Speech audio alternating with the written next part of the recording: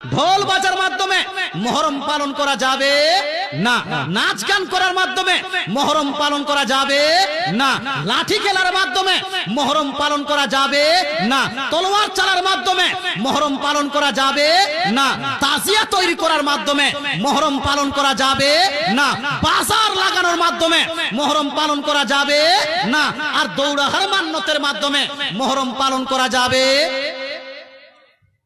এখন তোরা রাগ করছেন, রাগ হচ্ছে না? হচ্ছে। হে মুসলমান, আপনাকে বলতে চাই, রাগ হলে হোক, আমার কি ক্ষতি করবেন? আল্লাহ তাআলা আপনাকে বুঝা যদি তৌফিক দান করে আমল করবেন, আর যদি না বুঝতে চান মরুন, মরলেই বুঝতে পারবেন। শুধু ইয়া হুসাইন বলে কেউ কাল কিয়ামতের মাঠে উত্তপ্ত ময়দানে পার হতে পারে না, যতক্ষণ পর্যন্ত না হুসাইন রাদিয়াল্লাহু তাআলা আনহুর আদর্শ এবং নীতিকে অনুসরণ না করেছে। ইয়া হুসাইন বললেই পার। একটু হানা বলুন না ভাই।